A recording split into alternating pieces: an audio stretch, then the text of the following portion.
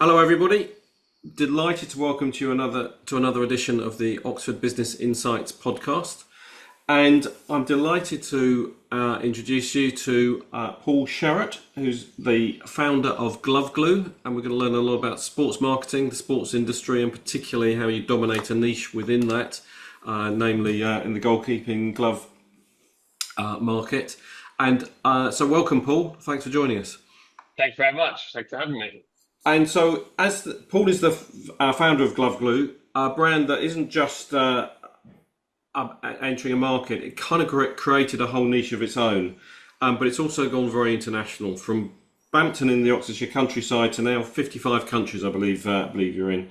So it's a sort of a masterclass in how to take a category creation through to an entrepreneurial dominance of a market internationally. So, Paul, I'm really looking forward to hearing your full story. But tell us a little bit about before GloveGlu. Tell us a little about how your career, how you got into sports marketing, and then into the launch of what made you launch GloveGlu. Okay, so as a kid, I was a keen sportsman. Grew up in Shropshire, played tennis for the county and athletics for the county, and basically represented the school at every single sport that you could possibly imagine. Was massively into it, and therefore, I guess sport was always sort of in the blood. Had an expectation, maybe at some stage, that I would go into sport. Ended up bizarrely going to university doing town and country planning, a million miles away from sport. Came out with a degree and actually travelled for a couple of years. Probably wasn't really quite sure what I wanted to do. And on my travels, I met someone who happened to be working for Wilson Sporting Goods and kind of sowed the seed, really. And I thought, okay, Wilson Sporting Goods, I could do that, and learned a little bit more from her about marketing and sports marketing. And I think by the time I got back, probably 8, 9, 10 months later, I thought, okay, yeah, I want to do this. So as part of my travels, I worked in Sydney doing telesales. So I literally came back, I wrote myself a script, and I got the names and addresses of the racket sports companies. And the very first company I called was Prince, and they said, sorry, we've just taken someone on. The second phone call I made was to Head, obviously a big global brand, big into racket sports and skiing. Yep. And made a phone call, picked up the phone. This young lady answered the phone. I said, can I speak to your marketing director? She said, no, what's it about? I tried to explain. She wasn't very helpful, to be honest. So I said, listen, I'm going to fax my CV through. And could you let him know I'm going to give him a call back within the hour?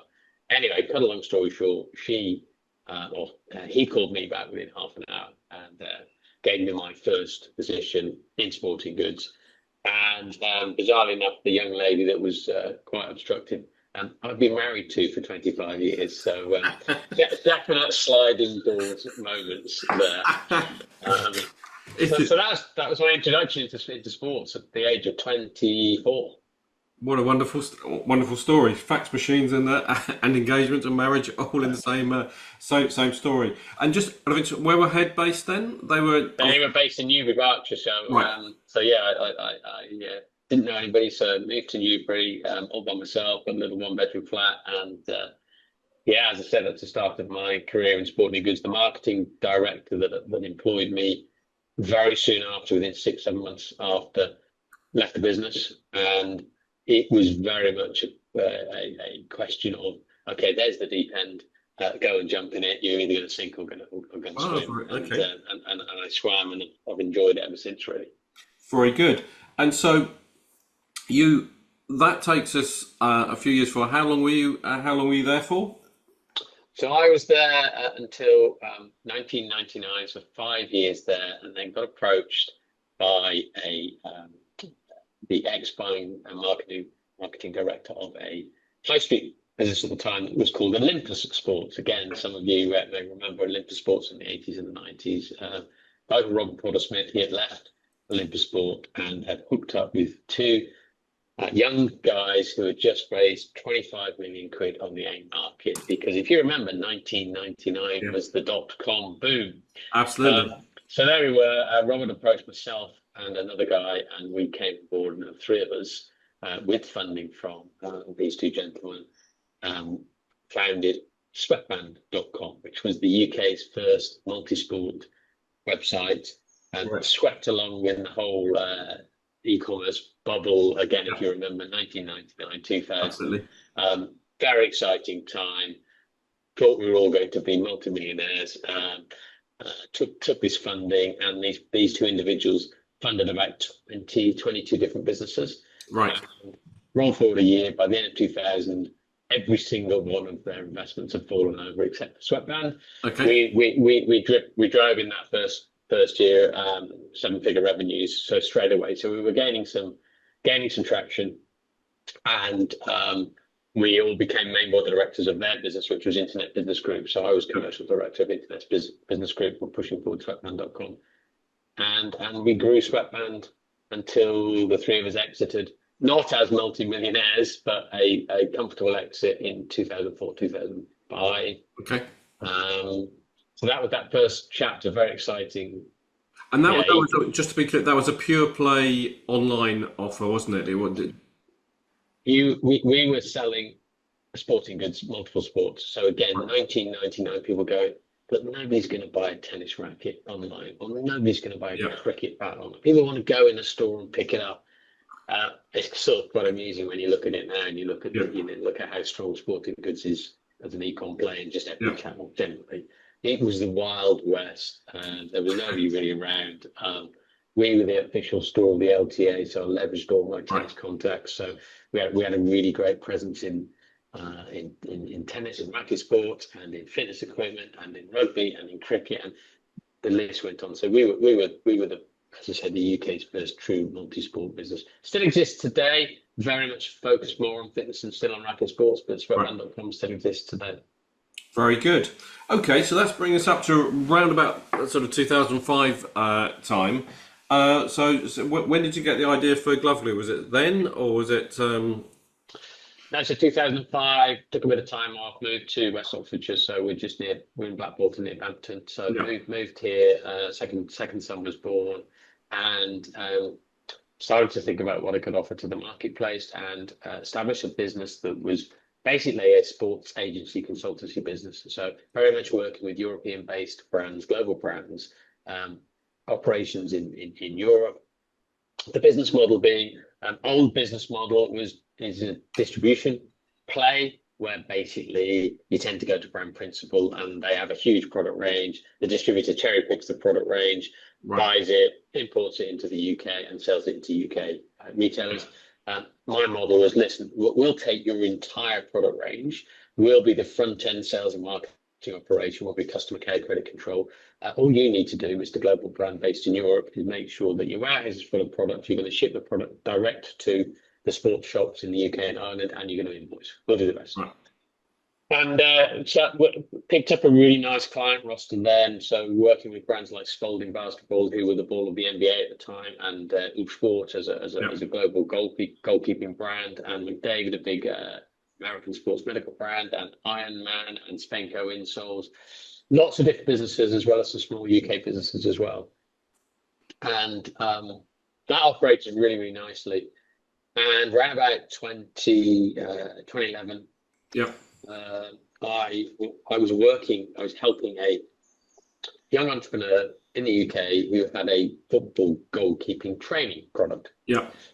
I mentioned one of my clients at the time was Ulfsport, a German brand, very much known as a goalkeeping brand. Yeah. And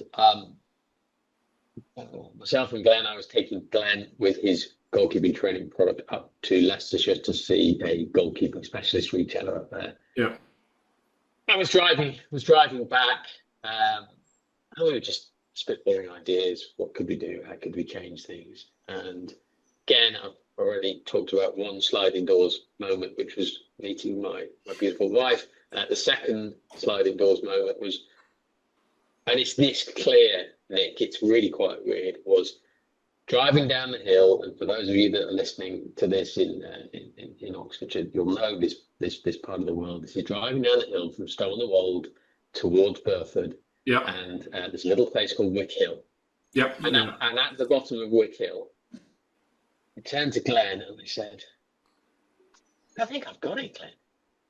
And he's like, got what? And I said, well, all the goalkeeping brands, and of course I knew this very well because I was working with the goalkeeping brand. All the goalkeeping brands tried to solve this dilemma of making their goalkeeping gloves super grippy. And at the top end of the market, maybe 150 quid, yeah, the gloves are super grippy. But one of the reasons they're grippy is because the palm, which is made of latex, is quite soft, and therefore it's not very durable. It wears away quite quickly. Right. And at the bottom end, if you spend 10 quid, the latex is super durable, but isn't really grippy. And I turned to Glenn, bottom of Wick Hill. I said, imagine if there was something you could apply to your gloves at any level to make them grippy. So when they lose their grip, you could maybe re-grip them. When they don't have very much grip in the first place, you could grip them. And that was the seed of the idea in 2011 was this product that ultimately has turned into being GloveGlu. Really. Wow. So it's nice to have such a specific moment in mind when it came about. People say our light bulb moments and all this sort of stuff. I mean, it literally was that, Nick. It literally was this light bulb of an idea that very quickly grew some arms and legs. I had a chemist friend that was working in and around sporting goods at the moment, particularly in and around leather and football boots. You remember back in the day, football boots were made of leather. So application of chemicals to leathers and so on and so forth. So took the brief to him, tested the product through 2011, and we ultimately launched in June 2012 into the marketplace. Very good. And you are very much launching that from home in the Cotswolds. I mean, how did the production and so forth, how did that sort of come together? Because one thing having the idea and perhaps to get the formula right, but then productionize it is another story, isn't it? It was a side gig. A quick rewind on the formula. So one of the interesting things on the formula, so I was able to easily connect with coaches, professional players, etc., through my connections with GloveGlu. Testing was easy to do.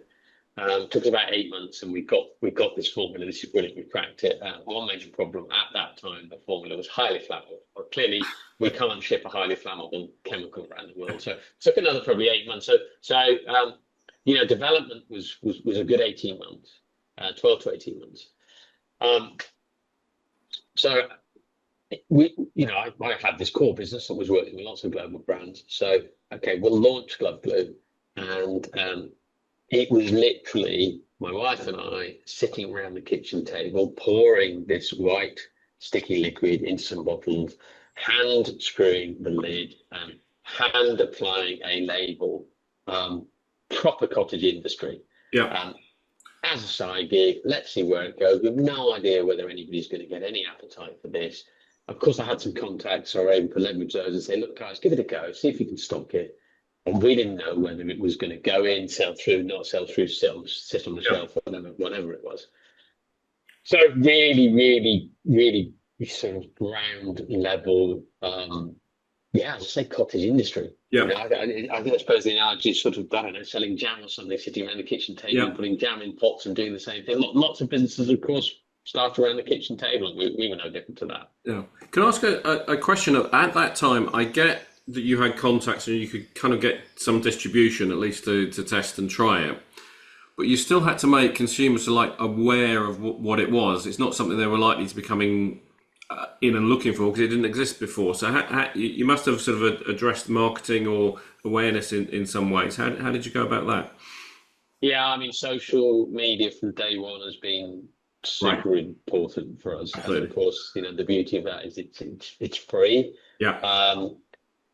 The other advantage that we had and we continue to have is we have a clearly defined customer. They're called a goalkeeper.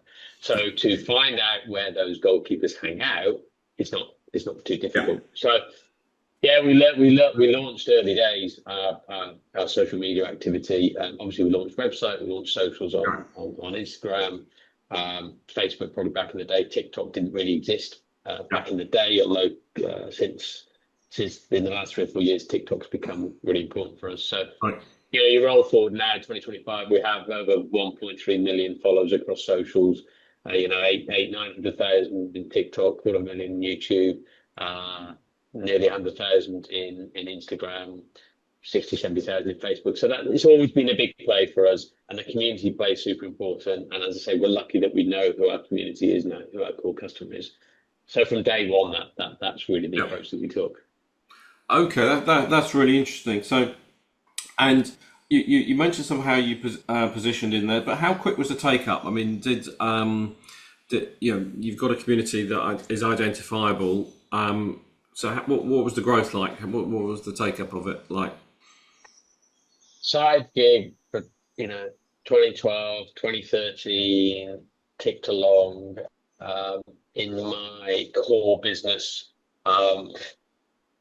with these brands, these global brands that I talked about, I would find myself in international sales meetings, sitting next to various other distributors from around the globe, distributing these brands that I was working with. And invariably, it was a conversation, probably over beer. What else are you up to? Oh, I'm working on this project. Oh, that's quite interesting. We could sell it in Spain or Italy or France or whatever the country was. So just gently bubbled with it. If I'm honest, no real core focus from our side. But 18 months later, we went from bear in mind it was a one single product. We went from one single product to the next step, which was basically creating a 3-step goalkeeper glove care system. So wash your gloves, refresh your gloves, stop them smelling, and revive your gloves, revive the grip. So we launched this glove care system, which is a 3-pack. Actually, this point you see behind me here. No, great. Looked very different back in the day, but so we launched that 2013, 2014, and that gave us a bit more traction. But the real turning point was actually some 5 or 6 years later, 2019. 2 things were happening. First and foremost, my core business, as I explained to you, worked because the brands that we were working with were based in Central Europe. They had a big warehouse full of product, and they would seamlessly ship that product from Europe into UK and Irish sports retailers.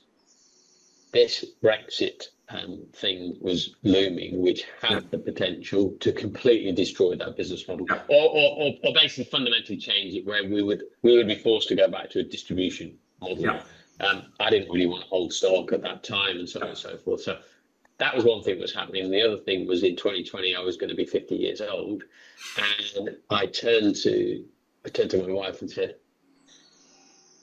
I think we've got some traction here. We've got some global distribution, albeit it's all very small, and it's not many products at the time. I think we've got an opportunity to grow this business. I think I know what I'm doing. At that stage, I must have had probably 25 years in sporting goods. I know how sports brands work. How about going for this? What does that mean? She said, well, that means, all in, remortgaging the house, etc., rolling the dice.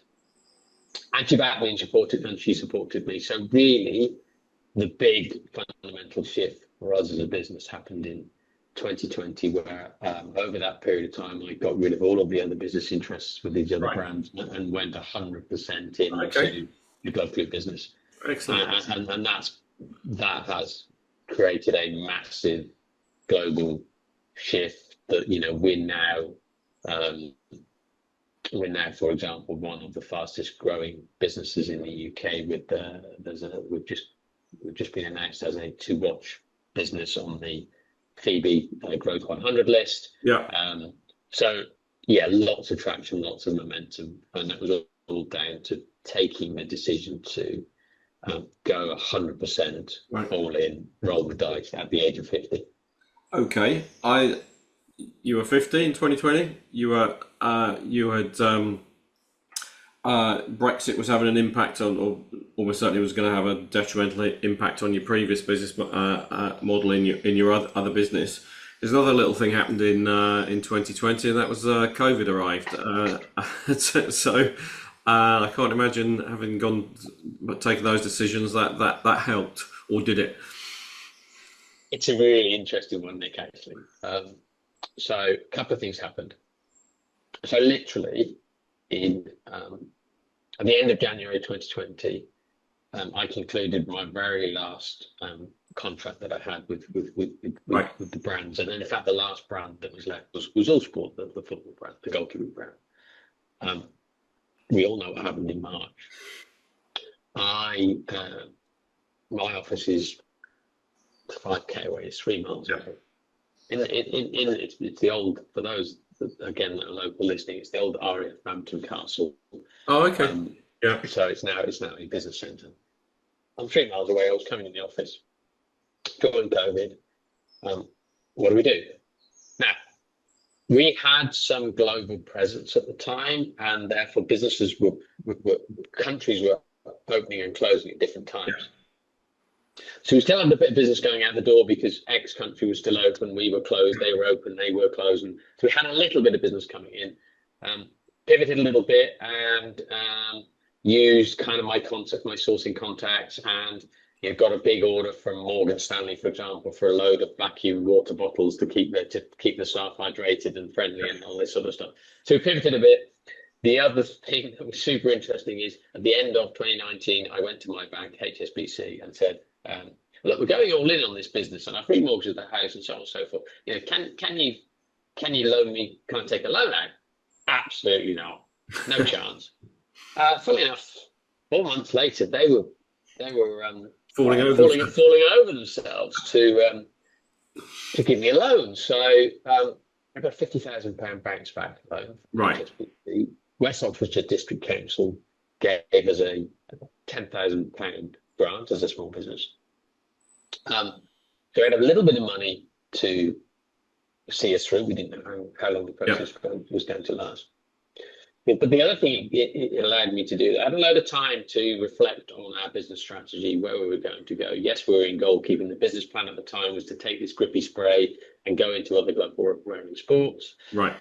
The navel gazing during COVID made me realise actually we're much better off at this moment in time focusing, really going deep and wide into the niche of football goalkeeping. Yeah. Therefore, I spent a lot of time on new product development during COVID, with the view that having been through in my career, 2008 crash and so on and so forth, knowing that the brands that buried their head in the sand were too slow to come out the other end. Yeah. Those that took a chance and continued to invest were in a great position to take advantage when things bounced back. So I took the latter view. I was already fully in anyway, so why the hell not? Yeah. We may as well go fully in. Not a new product development, got a load of new products in. So we were absolutely ready to go when things opened up. Pivoted a little. There was a period of time where when football came back in the UK, everything had to be sanitised. So your footballs had to be sanitised when they went out to play, and anybody that touched the ball, it was all this crazy stuff. So we had a probably 2-3 month window where we had some crazy sales on. We launched this brand called Soccer Sanitizer, and we had some crazy sales on this sanitizer product for a while because the FA was saying everything needs to be sanitized, and we were sending bulk stuff to clubs and to individuals. Then that kind of stopped, and so we sort of pivoted, and we played around, and we got through it, and we got through it at the end with a wider product range, some cash in the bank from the loans and the grants. And we were ready to go. We'd spent a load of money on kind of leveling up the brand play, the website, the socials, and so on and so forth. So, yes, it was, I guess, slightly scary because we had literally at that point gone all in. But on reflection, with the cash that was available, with the time that I was able to spend reviewing strategy, looking at where we should go and product development, probably it was a really good thing for us. Yeah, no, it's funny you say that. I've spoken to a number of other businesses where they would say that time of actually having the chance to rethink their strategy. Funny enough, one's in the motorsport business, but they value that time, and actually they made some really good decisions. It was almost because they did have the time to do it, whereas if things had just carried on normally, perhaps they wouldn't. No, that is interesting. Can I ask just one sort of general question? Why haven't any of the bigger players, you mentioned the German company that specialised in goalkeeping, why haven't they done this? I mean, was it not perceived to be big enough niche to do it, or were you the only person that believed in it, or why haven't other people sort of done it to the same scale? Yeah, it's a really interesting question. So, what, as I said, all in 2020, launched new products in 2020, 2021. Grew since that time, have grown very, very quickly, and basically we've established a category that didn't exist before. So we're now category king. We're innovative. We're disruptors. We're bringing something new to the marketplace. So you could be spending 150 quid on a pair of goalkeeping gloves. So we created a whole category in terms of goalkeeping glove care. The goalkeeping brand, in inverted commas, the core of their business is goalkeeping gloves, and therefore, we've probably snuck around the outside. The barriers to entry were quite high, so to be able to develop the product that we had, as I explained earlier, took some time. That balance between stickiness and not too sticky, and longevity, and all these sorts of things. So the barriers to entry were quite high, and I don't think people really recognised the size of the market. I think we were very much seen as a very niche player in a niche marketplace.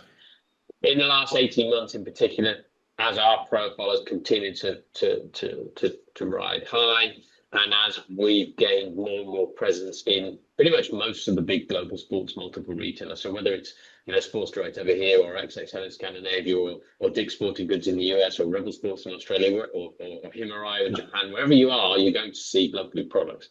So we have certainly started to hit the radar of the goalkeeping brands. And in the last 18 months, we've seen Me Too products hit the marketplace, whether it be from the bottom end, from a Chinese factory, or whether it be some of the brands you've just mentioned. You're never going to see a Nike or an Adi who are in goalkeeping really fighting these for them, but the specialist goalkeeping brands have come into the space. But actually, for me, all that's done is make the pie bigger. We have a big slice of the pie as category king. The brands have come in and educated everybody and said, okay, there's this thing called a grip spray. And there are still lots of people that don't understand that and don't realize there's such a thing. So I think for us, I've got no problem. Come on in, the water's lovely. If we've got competitors coming into the space, if they're educating the end consumer, what it's meant for us is it's pushed us even harder to make sure we continue to innovate and raise the bar and maintain our status as category king, because the category commoners are after us. But I think we're in a really strong position to continue to broaden the product range and make sure we maintain that status. Okay. Well, look, and you sell in different channels, some sort of direct to consumer off your website. Correct me if I'm wrong. You obviously sell business to business through other retail distributions and on certain online marketplaces. Just tell us a little bit about what's the difference. Is there much different from you and your operation in Bampton to how you sell the stuff, or is it what's the difference between channels? Three core sales channels, really.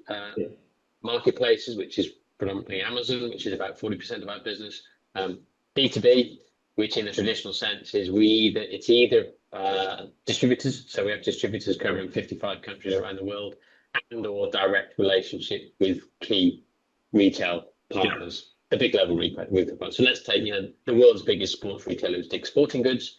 They have about 800 stores in the US, of which 297 are soccer. They would class as soccer specialty stores. So we service 297 Dick's Sporting Goods stores from the UK, for example. So marketplaces, B2B, and which B2B is also about 40% of the business. And then the remaining 20% really is our B2C play, which again is predominantly e-commerce. I'm sitting here in our TikTok studio, so we're also driving TikTok shops, and that's something that we played with 2 or 3 years ago, something that really I think has a potential to have quite a significant impact on our business going forward. But we're playing with that at the moment in very, very small percentage. But those are the 3 core channels. Okay. And it's an interesting play for us because, there's an argument that the modern day play probably is almost certainly driven with the B2C play first, and again, it might be a TikTok shop even first, and then B2B is kind of the cream on the top. We're the other way around. We leverage my B2B contacts through my time in the sporting goods industry first. B2C and marketplaces has come as a secondary play. Excellent. Okay, no, I understand that. It's really interesting how that will develop. And just the other aspect is seasonality. You know, we're coming in towards the start of the football season. I'm guessing there's a peak, but does it drop off at any time? What's the sort of seasonality like in the business? Yeah, it's quite noticeable. So it doesn't drop to zero, obviously, but you see that we get, particularly Northern Hemisphere, we get that August. Yeah, So August Premier League starts, people start thinking about football. Late August, early September, grassroots football starts. Kids are back at school. So from September, end of August, September onward, we see this really significant climb. September, October, November, December are huge, huge months for us. Nearly 40% of our revenues in those 2 months because oh wow, we're extremely giftable as a yeah, product range. If you look at the products behind me, they're giftable. They are, if you're buying for grandchildren, nieces, nephews, you probably don't know their glove size, you probably don't know yeah, their apparel size, but you know they're a goalkeeper. So when you go, you probably fall into us as a business, and our core product is a £15 retail price point. So again, we're sort of very stocking filler. yeah, So we see this huge, huge peak November, December, a little bit January sales as people still continue purchasing, and then it drops February, March. March, April in the US and Southern Hemisphere is quite strong for us, but we then drop to June. So we're really at the bottom of one of our peaks. yeah, We're in a trough at the moment, which suits us because June, July, August is all about prepping for Q3, Q4. So yeah, we're all about, there's a lot of production time, there's a lot of rework time, there's a lot of boxing and pouching and gift yeah. set and so on and so forth in production time. So yeah, very much Q4, the end of Q3, Q4 weighted, and as the business continues to evolve, I probably see that will spike even more, which is great on the one hand, but on the other hand, clearly, if we're not careful, throws up some cash flow problems Yeah. because it's at this time of year where we're investing heavily, but we're not really not going to be able to harvest For another those crops few and so months. for another exactly. Absolutely. No, I understand that. So, okay. And just in terms of how you do the production, is everything done in Bampton currently? It is. It But is. do you see if you continue to expand? And I'm also thinking the backdrop of tariffs, which let's not get into that detailed conversation because I don't think anybody knows exactly where that's going to end up. But would you think about putting a production facility elsewhere if you say Dick's Sporting Goods is your biggest retail? Well, he's the biggest sports retailer in the world and one of your biggest customers. Yeah. So let's rewind. So we went from sitting around the kitchen table, pouring this lovely Yeah, liquid we've made a into bit of a bottles. leap. We then moved to. I'm sure your listeners will love this. So we found that the best pouring item was a cafetiere, a 12 cup cafetiere. For whatever reason, gave us really nice, the perfect pour for our bottle. So we did that for a long time.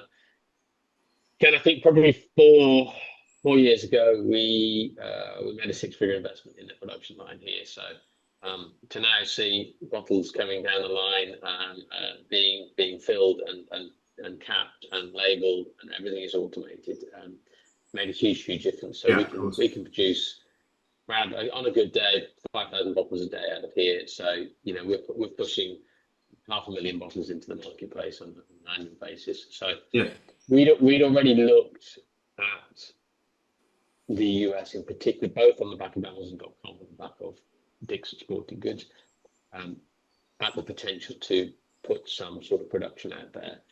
Our core chemical supplier is launching a production facility in North Carolina in spring next year. right. So we will be piggybacking on the back of Well, that's those. And that's got a number of benefits, really. So first and foremost, yes, of course, now we've got the additional 10% tariffs going over to the US. We are shipping more and more products across the water. So we've got some heavy costs there. So to move production to North Carolina means we don't ship products across the water. So we're going to save some shipping costs there. We save the 10% tariffs. And actually, we can really lean into made in the USA. We'll change the packaging over there so that it will look like a USA product. And as you're probably aware, the US consumer loves a US, made in USA product. So I think all of those steps for next year will be super important for us. And of course, the other thing that's happening next year in the US is the World Cup. Yeah. So the World Cup is in US, Mexico, Canada next year. So for us, with the traction that we're seeing, the growth that we're seeing, to have a production facility in the US by spring next year and to have product before World Cup. So first game I think is June 10, June 11 next year. To have products in the marketplace made in the USA before the World Cup, and everything that we can do on the back of that in terms of PR and focus and marketing, the timing is perfect for us. No. So again, tariffs, Trump, the whole thing. Fine, our view is let's lean into that and let's actually use it to our advantage. Absolutely. And get ourselves, on the ground in the US producing product. Okay. And can I just a very general question? I presume that the rise in popularity and coverage of the women's game has sort of naturally expanded the market place as well. Characters like Mary Earps and things get high profile goalkeepers as well. That I presume that sort of just expanded the whole market as well. 100%. I mean, there was always a good base of women's soccer in the US, and some of the Scandinavian markets were always quite strong. You see what's happened in the UK in the last 3, 4, 5 years, particularly with England and the appetite there. So a lot of girls, women coming into the sport here.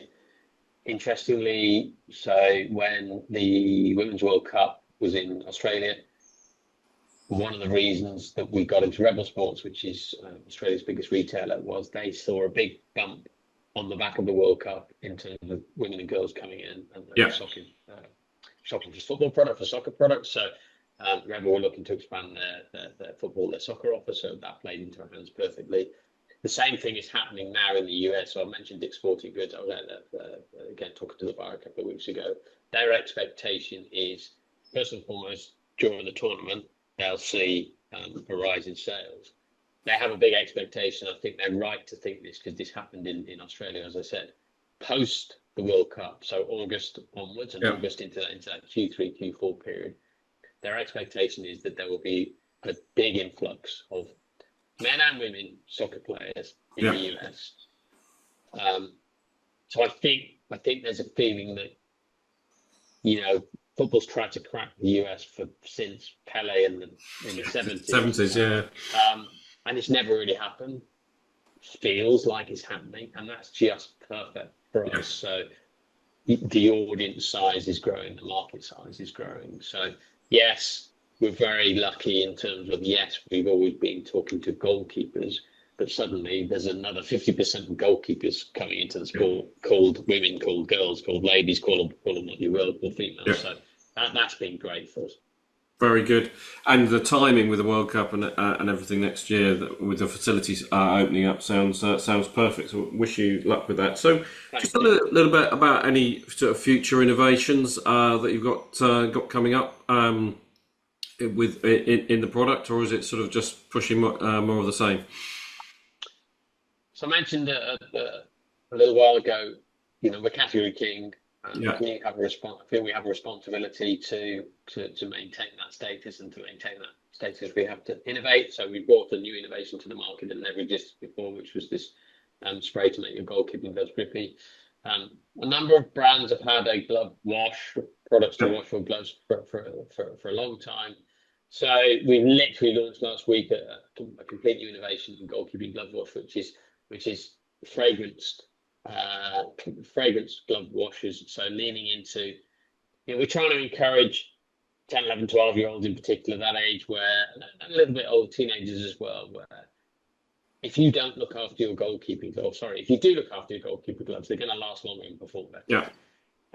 So you really want to be washing them regularly. You want to stop them smelling. So how do we do that? So we've created a load of theatre in and around some exciting new fragrance glove washers, so a peppermint one, a tropical fruit one, and a strawberry one, just to say, hey, wouldn't it be fun to wash your gloves and then maybe they smell like strawberries? So that's a really interesting innovation. There's a lot of new product development that, again, on the back of World Cup and everything is going to launch next year. The other slight segue for us is, yes, we've created a category that didn't exist before for goalkeeping glove care. We believe that the same opportunity exists in football boot care. Why? Well, we have three products, three core product categories: products to wash your gloves, products to stop your gloves from smelling, products to make your gloves grippy. Well, two out of those three also exist in football boots. Yeah. Products to wash your boots, product to stop your boots from smelling. So fundamentally, we already have a product range. We're just not telling the story for the active player, but for the boots. So again, last week we've launched the GloveGlu Clean Kit range, and these are products to wash your boots, clean your boots, and that suddenly takes us into space where worst case scenario is just our goalkeeping friends that know us and follow us that use the product for their boots. Best case scenario, another 10, 11 players go, oh wow, okay, there's now products available. So there's 350, 400 million pairs of football boots sold a year. So the market size is quite considerable. It's way bigger than goalkeeping gloves. Absolutely. So that's a really interesting play for us. Can we do what we did in goalkeeping gloves? Can we actually do that in football boots? So that's very much a watch this space. Okay. Very good. Well, we'll keep an eye on that. Okay. Well, look, it's been fantastic hearing about your journey, and we talked about some of the challenges and some of the kind of sliding doors moments in your career, whether it's finding a wife or COVID being able to rethink your strategy. But would you have any advice for anybody that's watching that might be at, say, the stage you were 10 years ago, 10, 12 years ago, in terms of from the lessons you've learned? What would your thoughts to an entrepreneur that might have an idea, whether it's in the sports goods market or any particular market? What's your main lesson? I think there's a couple of things. I think first and foremost, the ability to take a product in particular and connect with the end consumer, I don't think has ever been easier. Yeah. We talked about social media. Everybody knows the opportunities that exist within social media. Yeah. Talked about TikTok shops, the opportunities that exist within TikTok shops. So you've got the platforms, you've got TikTok, you've got Instagram, you've got YouTube, you've got Facebook. So first and foremost, the opportunity to talk to your audience has never been easier and never been cheaper. Secondly, the opportunity to create some sort of web presence has never been easier, has never been cheaper. So I think, and for me, it's be brave. Now and I've seen this many times. GloveGlu was a side gig for me for a long time. Yeah. 5, 6, 7 years. We talked about this earlier. If you have the ability to run something as a side gig and you've still got your day job, well, that's a great way of de-risking it. Yeah. But there will become a point where you'll want to make the call, and do I go all in or do I not go all in? That's going to be your call. It was a brave call for us at my age, with teenage kids and so on and so forth, and big bills and so on. But I think if you're in your 20s, then go for it. My view would be just jump in, just go for it. I sat in a room last night at Virgin headquarters, hosted by Holly Branson, by Richard's daughter, and there were 4 brands that were up on the stage. One, and your listeners will know these brands. One was Gymshark. Yep. Gymshark went from 0 to unicorn status, $1.5 billion valuation, because Ben and Luke just went for it and used social media. They were one of the first brands to use social media. There was some there were 3 other very young brands there. Perfect 10, disrupting the matcha marketplace, being on Dragon's Den, using social media, gone from 0 to 30 million in 18 months, just absolutely flying. 3 young founders in their 20s. Simmer, gone from 1.5 million to 30 million in 12 months in terms of meal prep. 2 brothers in their 20s. The team is a team of 6 at the moment, and scaling very rapidly. They've done everything together. They've kept it super tight, really driven it. And the other brand that sat in was Scrumbles, which is a dog food probiotics brand. Again, young lady and her husband early 30s. Just gone from, and these brands have gone from 0 to 30 million plus in 18 months, 2 years. So be brave. If you've got an idea, I don't think there's a better time to start it, to go for it. And you might just be lucky that you get a load of traction, and you can scale some of these heights that some of these very, very young brands are scaling, driven very, very aggressively by their social media activity and connecting with Gen Z. Very good. No, that's great advice. Well, I think the final things we've covered a lot of ground there. A fascinating journey. Just let people know what the easiest way of getting in touch with you, either to look at the product, buy the product, and or if there's somebody did want to contact you directly, what's the best way of getting hold of you? First and foremost, happy to assist and help any of your listeners. So you'll find me on LinkedIn, Paul Sherratt, Yep. or search for GloveGlu, no E on the end. You can see the brand there behind me. Go to gloveglu.com for all of the product ranges. GloveGlu across all the socials that I mentioned. So it's pretty easy to find me if you really want to. Excellent. Okay, well, thanks for that, Paul. And obviously, I'd invite listeners to share this with their community connections as well. This podcast, because I think it's a fascinating story, and I think we've got a real Oxford success story here. So, thank you very much for your time. We've gone from literally pouring the product on a kitchen table to now distributing around the world, and hoping to capitalise on a World Cup in the United States next year, and manufacturing there as well.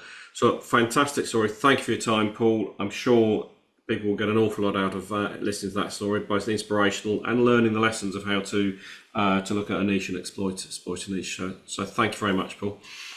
Thanks, Nick. Thanks for being there.